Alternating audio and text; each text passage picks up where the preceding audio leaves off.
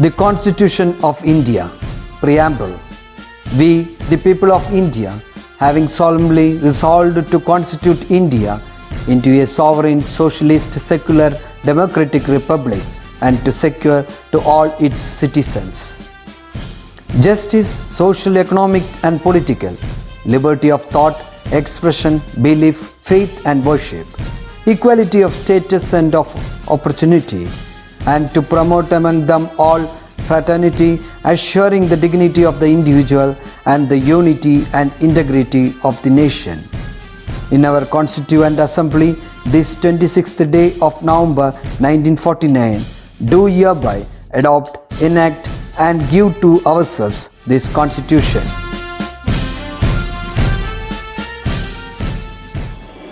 Hi students, how are you all? Hope everything is going on well. Learn to do everything on time. Now we have completed 3 lessons. Keep reading and learning the lessons regularly. Hope you will read the lessons regularly and study well. If you have any doubt, clear it immediately. Before we move on to the next lesson, let's recall what we have studied in the previous class. Hi friends, I am Pooja Prakash from 9C. I am here to explain on the topic directive principles, how it becomes the criteria for the evaluation of the working of the government. First point, the central and the state government to organize and to implement the public welfare, part 4 of Indian Constitution, directives to the state and certain rights which were not included in the fundamental rights, socio-economic and political program which are helped in the creation of welfare state. There is no profession of the court of the enforcement of the directive principles. Several ideas of Mahatma Gandhi were included in the directive principles. They are promotion of cottage industries to implement the fundamental rights, indivisible relationship between directive principles and fundamental rights. They are helped in the government activities. No one can deny the importance of directive principles. Thank you. Hi friends, I'm Shreya. Today I'm here to give you the recap for the topic fundamental duties. Certain duties are to be performed by the citizens to the state to protect the unity and integrity of the nation. These duties are known as fundamental duties. When the state provides us protection and rights, it is our duty to abide the Constitution, to develop cordiality among the citizens and to provide help for the betterment of our nation. Accomplishing the fundamental duties in this manner will create a better society and its result will reach everyone. Fundamental duties can be considered as the responsibilities which the individual have to perform towards themselves. The nation can achieve unity and progress only through ensuring fundamental rights, implementing the directive principles and fulfilling the fundamental duties. Thank you.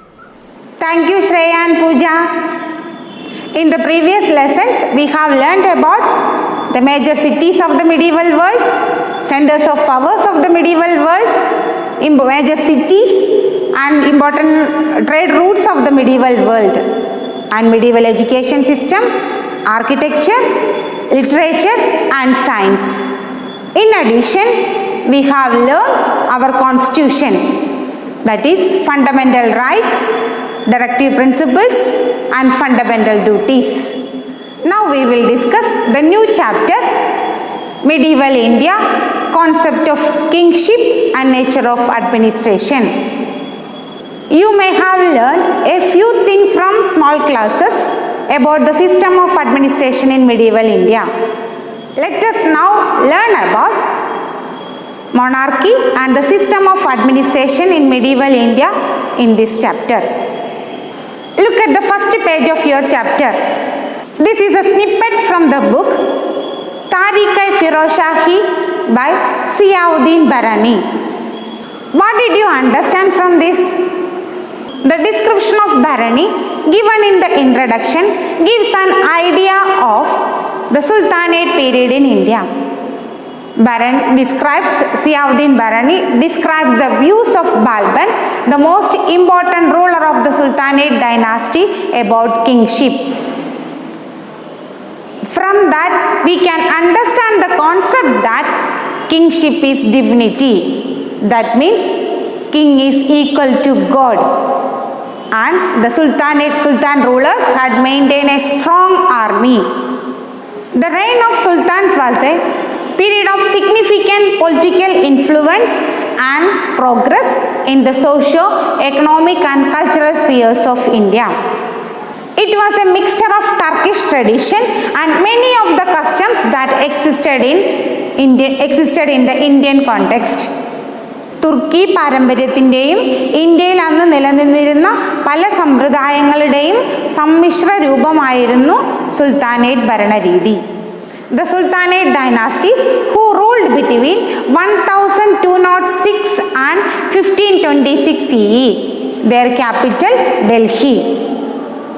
Mainly 5 dynasties ruled during that period. They are Mameluke dynasty, Khilji dynasty, Tughlaq dynasty, Sayyid dynasty and Lodi dynasty. I will repeat. Mainly 5 dynasties ruled during that period: Mameluke dynasty, Khilji dynasty, Tughlaq dynasty, Sayyid dynasty and Lodi dynasty. Now we will discuss the important features of Sultanate period. The sultans implemented centralized rule in the administrative system. Influence of Turkish tradition. That means maintain the view that king is equal to God. The Sultan was the head of the administration, military and judiciary. There were different ministers and officers to assist the king in administration. An exact law of succession was absent. സുൽത്താൻ പദവിയിൽ മൂത്ത പുത്രന്മാർ തന്നെ പിന്തുടർച്ചാവകാശിയാകണമെന്ന കീഴ്വഴക്കമോ നിയമങ്ങളോ ഇല്ലായിരുന്നു. എല്ലാ പുത്രന്മാർക്കും തുല്യ അവകാശമായിരുന്നു ഉണ്ടായിരുന്നത്. The leadership of Caliphate of Baghdad was accepted. ബാഗ്ദാദിലെ ഖലീഫമാരുടെ ഭരണരീതിയായിരുന്നു സുൽത്താൻമാർ ഇന്ത്യയിൽ പിന്തുടർന്നത്. A strong army was maintained to defend the country from the threat of invasions and for the expansion of empire. For administrative convenience, the vast country was divided into different regions. Regional laws prevailed at the village level. സുൽത്താൻ ഭരണത്തിൽ പരമാധികാരം രാജാവിനായിരുന്നു. രാജാവിനെ സഹായിക്കാൻ മന്ത്രിമാരും മറ്റു ഉദ്യോഗസ്ഥരെയും നിയമിച്ചിരുന്നു. ഭരണ സൗകര്യത്തിനായി രാജ്യത്തെ പല തട്ടുകളായി അല്ലെങ്കിൽ പ്രദേശങ്ങളായി വിഭജിച്ചിരുന്നു. ഗ്രാമതലത്തിൽ പ്രാദേശിക നിയമങ്ങളായിരുന്നു നിലനിന്നിരുന്നത്. Next we will discuss local administration of the Sultanate period. For the convenience of administration, the empire was divided into provinces, sheikhs, parganas and villages. Separate officers were appointed for each division. Their authority was not hereditary. അതായത് പരമ്പരാഗതമായി പിന്തുടർന്ന് കിട്ടിയിരുന്നതായിരുന്നില്ല. രാജാവ് നിയമിക്കുന്നതിനനുസരിച്ചായിരുന്നു അവർ ജോലി ചെയ്യേണ്ടിയിരുന്നത്. Their main duties maintenance of law and order, judicial administration and collection of taxes and organization of the army. I will repeat. Their main duties: maintenance of law and order, judicial administration, collection of taxes and organization of the army. These officers were under the direct control of the Sultan. But the Sultan did not directly intervene in the administration of the villages. പ്രാദേശിക ഭരണത്തിൽ രാജാവ് സാധാരണയായി ഇടപെടാറില്ലായിരുന്നു. ഉദ്യോഗസ്ഥന്മാരെ നിയമിച്ച് അവർക്ക് സ്ഥാനപ്പേരും പദവികളും നൽകിയിരുന്നു. Now let us discuss the Iqta system of the Sultanate period. Beginning of the Sultanate period, the country was divided into different parts. And these parts were entrusted with the nobles who were also the military commanders. These divisions were known as Iqtas and their holders were known in different names as Iqtadar, Mukti and Wali. സുൽത്താൻ രാജാക്കന്മാരുടെ ഭരണകാലഘട്ടത്തിൻ്റെ ആദ്യഘട്ടങ്ങളിൽ രാജ്യത്തെ പല ഭാഗങ്ങളായി അല്ലെങ്കിൽ പല പ്രദേശങ്ങളായി തിരിച്ചിരുന്നു. ആ പ്രദേശങ്ങളായിരുന്നു ഇക്തകൾ എന്ന് അറിയപ്പെട്ടിരുന്നത്. Main duties of the Iqtadas: revenue collection and judicial administration of the Iqtas. നികുതി പിരിക്കാനും അതുപോലെ ഇക്തകളിലെ നീതിന്യായ ഭരണം കൈകാര്യം ചെയ്യുകയുമായിരുന്നു അവരുടെ മെയിനായിട്ടുള്ള duties. Iqtadars maintain an army of their own. These iktadas used part of the revenue collected from the iktas for their own expense and the next for conducting the administration. But they were not provided with independent authority. ഇക്തകളിൽ നിന്ന് collect ചെയ്യുന്ന നികുതിയുടെ ഒരു ഭാഗം അവരവരുടെ ആവശ്യങ്ങൾക്ക് വേണ്ടി ഉപയോഗിച്ചിരുന്നു. ബാക്കി വരുന്നത് ഭരണകാര്യങ്ങൾക്ക് വേണ്ടി ഉപയോഗപ്പെടുത്തിയിരുന്നു. പക്ഷേ അവർക്ക് സ്വതന്ത്രമായ അധികാരങ്ങൾ നൽകിയിരുന്നില്ല. The iktas later became the provinces. Now we will move on to the next topic, market reforms of Sultanate period. The Sultanate rule of Delhi was based on the strength of the army. Market regulation of Alauddin Khilji was a reform implemented with the intention of maintaining a large army with less expenditure. സൈനിക പരിഷ്കരണത്തിൻ്റെ സുപ്രധാന നടപടികളിലൊന്നായിരുന്നു അലാവുദ്ദീൻ ഖിൽജിയുടെ കമ്പോള പരിഷ്കരണം. As part of this, government fix the prices of the essential commodities. The merchants were forced to sell their products at the fixed price. Black marketers and hoarders were strictly punished. കരിഞ്ചന്തക്കാരെയും പൂഴ്ത്തിവെപ്പുകാരെയും, അതായത് മാർക്കറ്റിൽ എന്തെങ്കിലും കള്ളത്തരങ്ങൾ കാണിച്ചിരുന്നുവെങ്കിൽ രാജാവ് തക്കതായ ശിക്ഷകൾ നൽകിയിരുന്നു. The weights and measures were unified. ഏകീകൃത അളവ് തൂക്ക സമ്പ്രദായമായിരുന്നു മാർക്കറ്റിൽ ഉപയോഗിച്ചിരുന്നത്.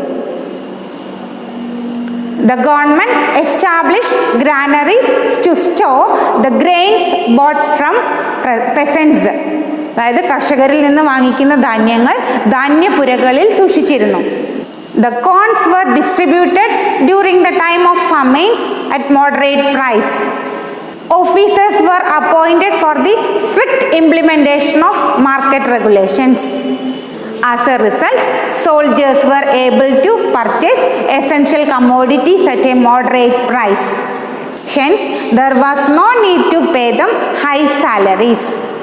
സോൾജേഴ്സിന് മാർക്കറ്റിൽ നിന്ന് അത്യാവശ്യ സാധനങ്ങൾ കുറഞ്ഞ വിലയ്ക്ക് ലഭ്യമായിരുന്നു. അതുകൊണ്ട് തന്നെ രാജാവിന് അവർക്ക് ഉയർന്ന salary നൽകേണ്ടിയിരുന്നില്ല. Sultan curtailed military expenditure and the amount they saved was utilized to enhance the strength of the army. Okay, what we have discussed today? Features of Sultanate period, local administration, Ikta system, and market reforms of Alauddin Khilji. Read the text well, go through the homework and complete it. See you in the next class. Bye.